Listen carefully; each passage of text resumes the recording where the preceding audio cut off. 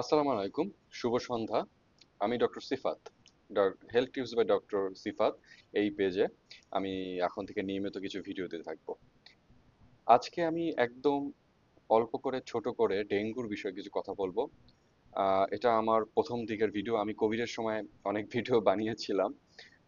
আমি প্রফেশনাল নই, সে কারণে আমার কিছু ভুল হতে পারে, কেউ কোনো ইনফরমেশনও আমি কিছু ভুল এদিক ওদিক দিতে পারি। আমি বলবো আপনারা ক্ষমার সুন্দর দৃষ্টিতে দেখবেন, কিন্তু আমি যে অ্যাডভাইসটা দিব সেটা অ্যাজ এ ডক্টর ফিজিশিয়ান হিসেবে সেটা ভেরিফাইড এবং সেটা আপনারা নিতে পারেন।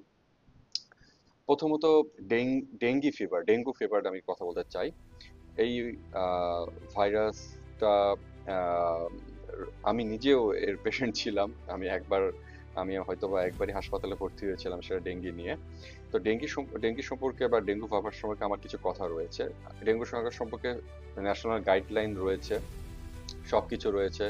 সরকার থেকে শুরু করে আমাদের স্বাস্থ্য ব্যবস্থা, প্রত্যেকটা জায়গায় এর সঠিক কিভাবে কি চিকিৎসা করতে হবে এটা সবকিছু আছে। আমি জাস্ট খালি আপনাদের জানার জন্য প্রাথমিক যে জিনিসগুলো আপনাদের খুব জানা দরকার, একদম বলে লেম্যান ভাষা যেটাকে বলে, আমি একদম খাঁটি বাংলা ভাষায় আপনাদের ভাই হিসেবে বা আপনাদেরই বন্ধু হিসেবে, একজন ডক্টর হিসেবে আমি বলছি। ডেঙ্গুতে সবার আগে আমাদের মাথায় রাখতে হবে প্রচন্ড জ্বর উঠে, শরীর ব্যথা হতে পারে, মাথা ব্যথা হতে পারে। এই ক্ষেত্রে প্রথম আমরা 4 5 6 7 দিনের ভিতরে আমরা NS1 আর হচ্ছে CBC টেস্টটা করিয়ে ফেলতে পারি। পরবর্তী 7 দিন পর আমরা আরো কিছু টেস্ট করতে পারি, যেমন অ্যান্টিবডি, ডেঙ্গির যে অ্যান্টিবডি টেস্টগুলো রয়েছে, IgG IgM এগুলা। কিন্তু ডেঙ্গুতে আমি একটা জিনিস খেয়াল করেছি। আমার আহ, আম, মোটামুটি প্রায় আজকে 10 বছর আমার এই ডক্টর জীবনের পথচলনা। অনেকে চিকিৎসা দিয়েছি, অনেক হাসপাতালে দেখেছি, অনেক কিছু শুনছি, জানছি, প্রতিনিয়ত শিখছি। আমি একটা জিনিস খেয়াল করেছি যে ডেঙ্গু হলে সবাই পাগল হয়ে যায়, প্লাটিলেট প্লাটিলেট প্লাটিলেট। অবশ্যই প্লাটিলেট একটা ইন্ডিকেটর যে এই সিবিসি করলে প্লাটিলেটটা কিন্তু ডেঙ্গু ফিভার হওয়ার সাথে সাথে কমবে না। এটা সাধারণত 3 থেকে 4 দিন পর, ডেঙ্গুর কতগুলো ফেজ রয়েছে, এই ফেজের 3 থেকে 4 দিন পর একটা সময় কমে, দেন আর একটা সময় এটা আবার বাড়তে শুরু করে। কিন্তু সবাই বলে প্লাটিলেট প্লাটিলেট প্লাটিলেট। প্লাটিলেটটা অবশ্যই ভালো একটা ইন্ডিকেটর। প্লাটিলেট যদি 50,000-এর নিচে চলে আসে এটা খুবই ভয়ের বিষয়।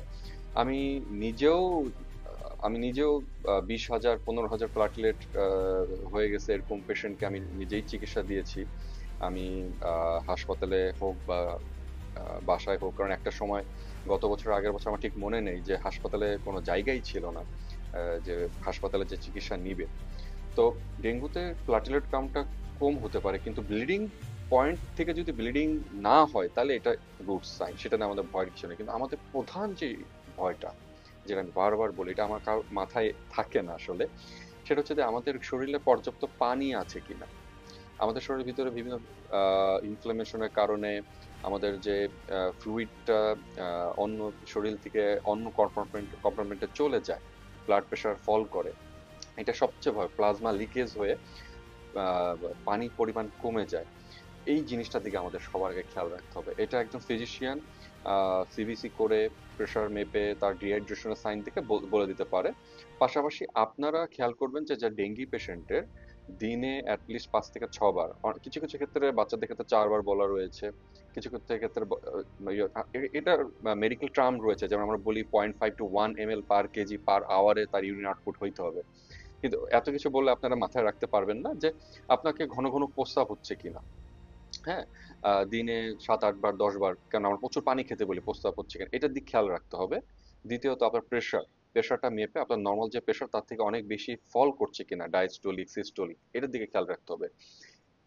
ডেঙ্গিতে সাধারণত শকে চলে যায় এই পানির কমের কারণে।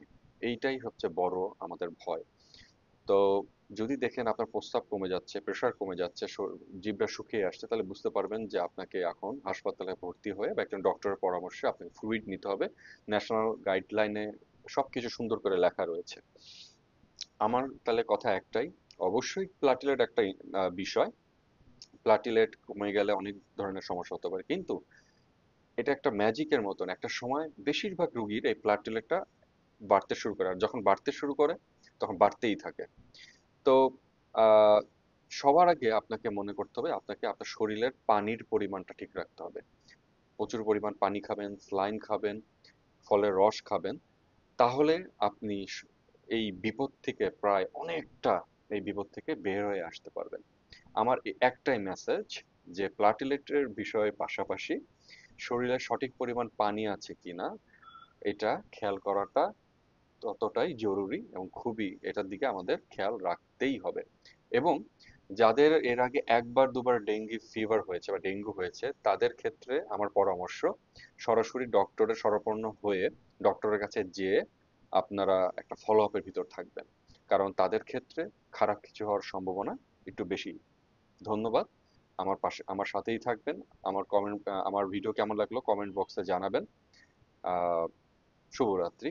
ধন্যবাদ। শুভ সন্ধ্যা।